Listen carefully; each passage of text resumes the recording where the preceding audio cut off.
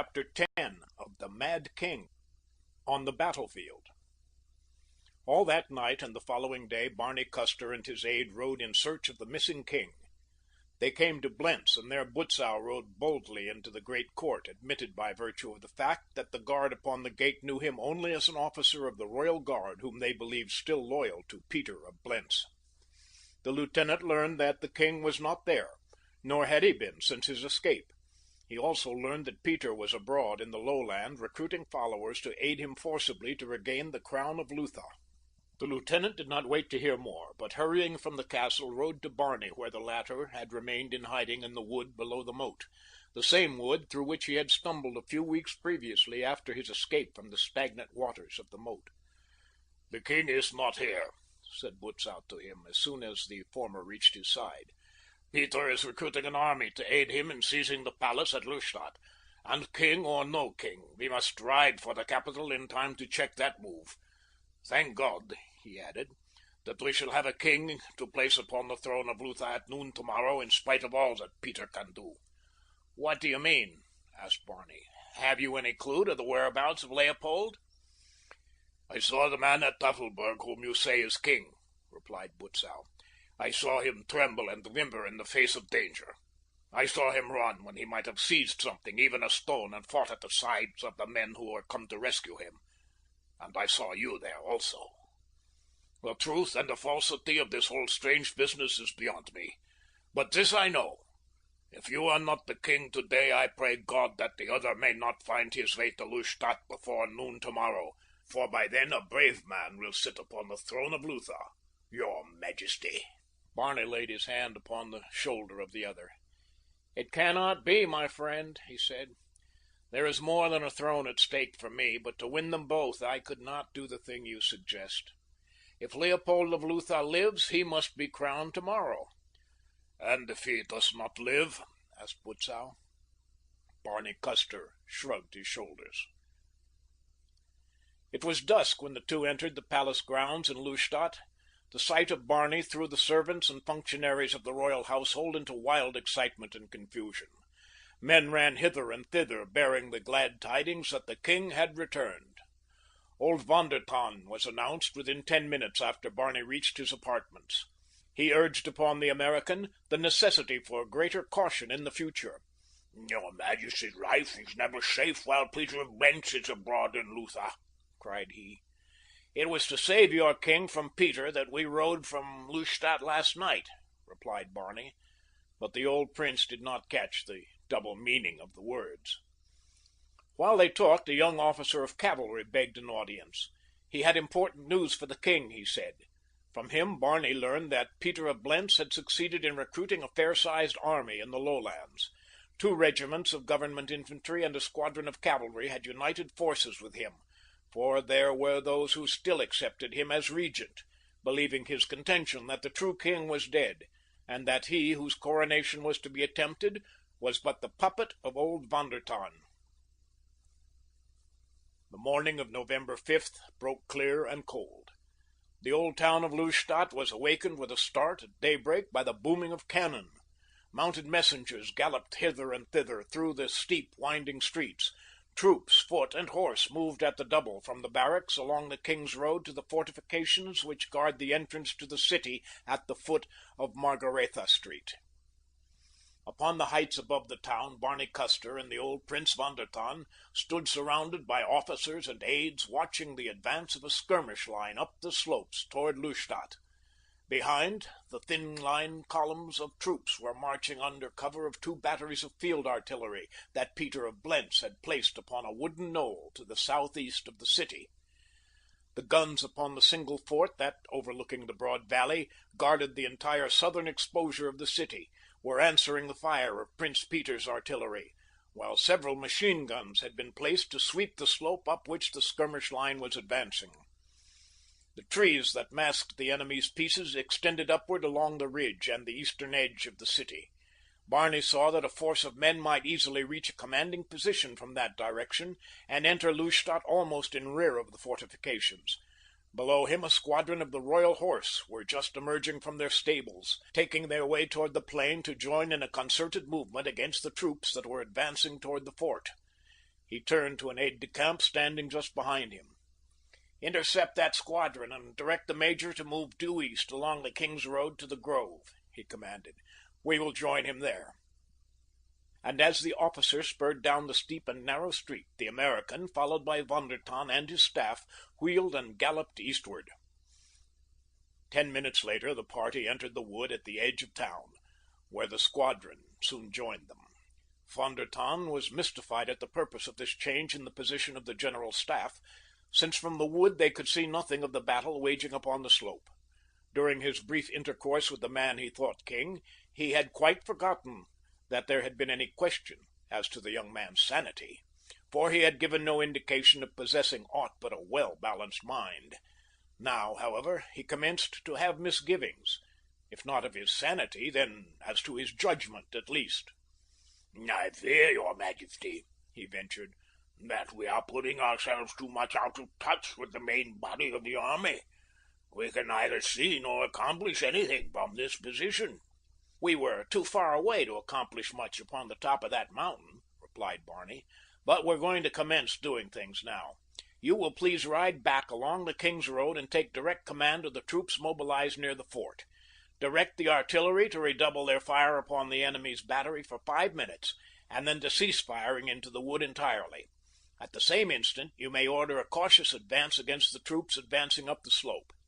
When you see us emerge from the west side of the grove, where the enemy's guns are now, you may order a charge, and we will take them simultaneously upon their right flank with a cavalry charge."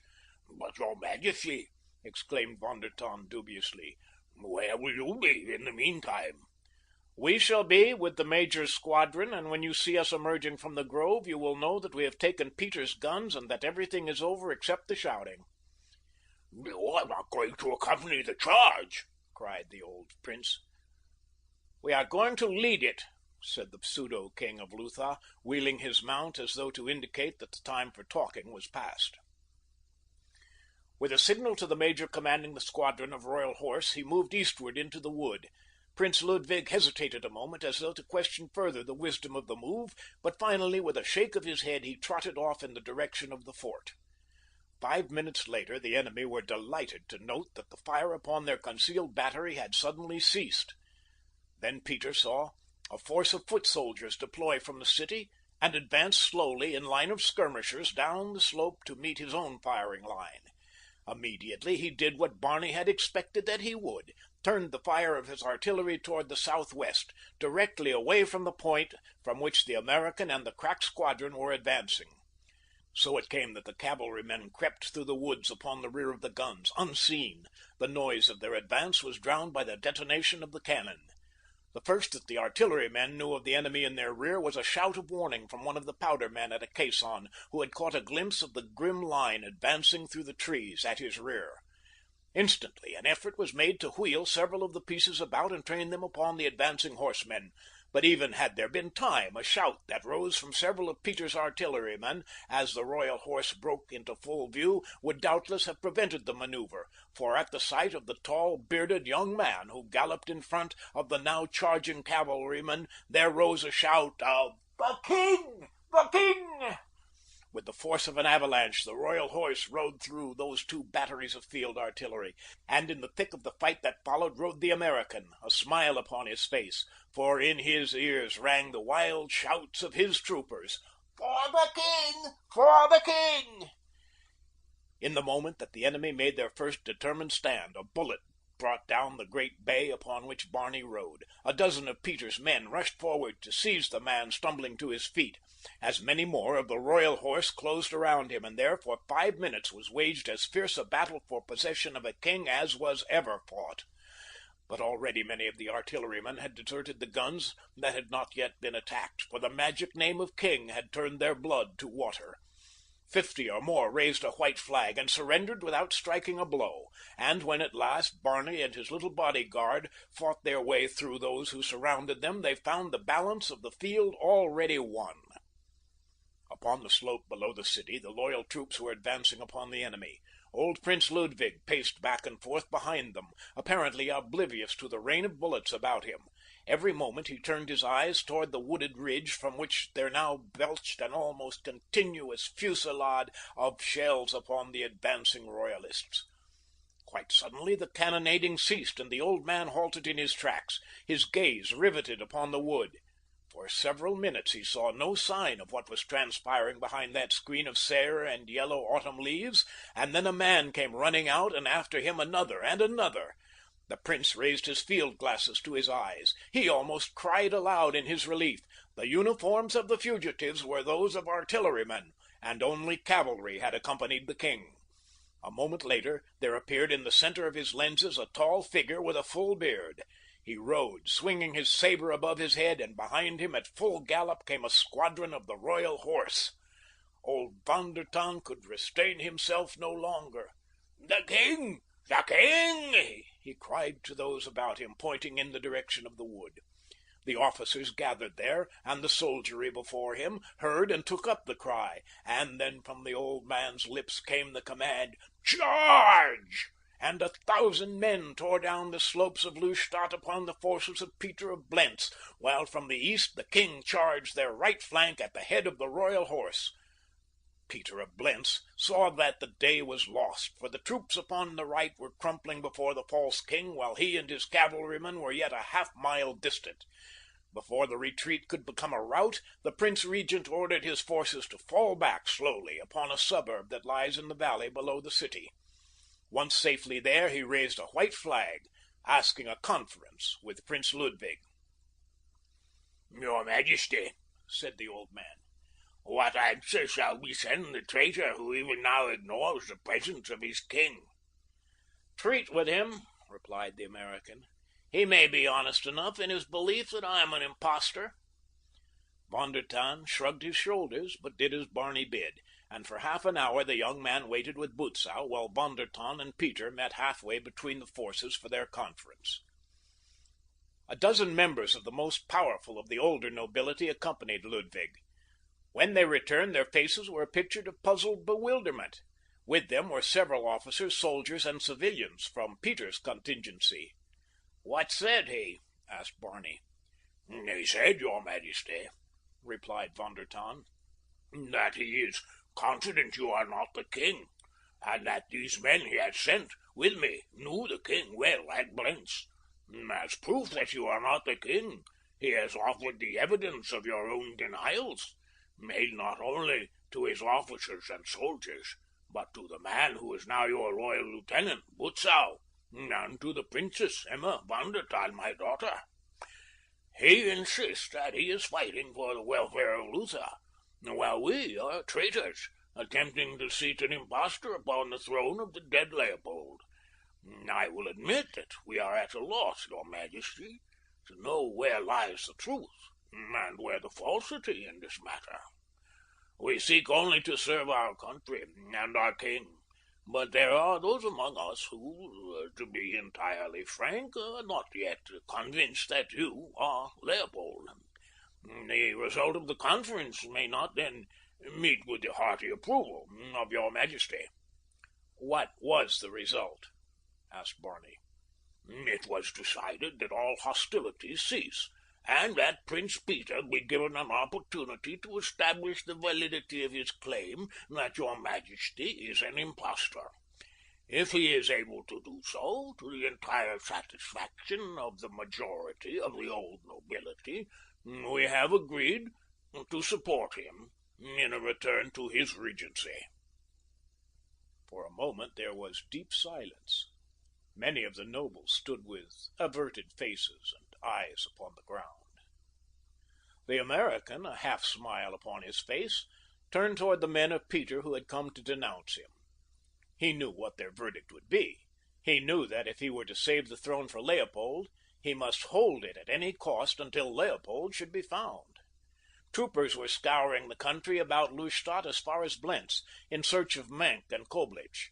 Could they locate these two and arrest them, with all found in their company, as his order read, he felt sure that he would be able to deliver the missing king to his subjects in time for the coronation at noon.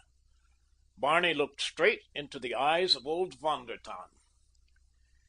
"You have given us the opinion of others, Prince Ludwig," he he said. "Now you may tell us your own views of the matter." "I shall have to abide by the decision of the majority," replied the old man. "But I have seen your Majesty under fire, and if you are not the king, for Luther's sake you ought to be." "He is not Leopold," said one of the officers who had accompanied the prince from Peter's camp. "I was governor of Blentz for 3 years, and as familiar with the king's face as with that of my own brother." "No," cried several of the others, "this man is not the king." Several of the nobles drew away from Barney. Others looked at him questioningly. Butzow stepped close to his side, and it was noticeable that the troopers, and even the officers of the Royal Horse, which Barney had led in the charge upon the 2 batteries in the wood, pressed a little closer to the American. This fact did not escape Butzow's notice.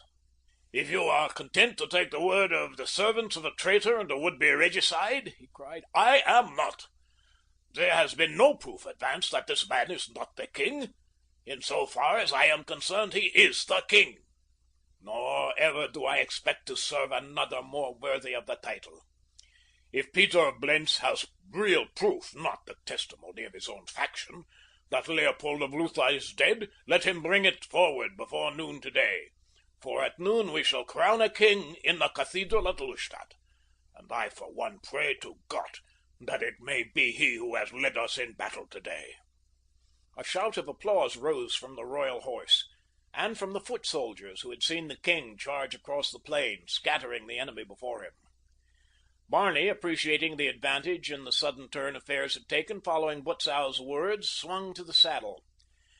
"Until Peter of Blentz brings to Lustadt one with a better claim to the throne," he said, "we shall continue to rule Lutha, nor shall other than Leopold be crowned her king.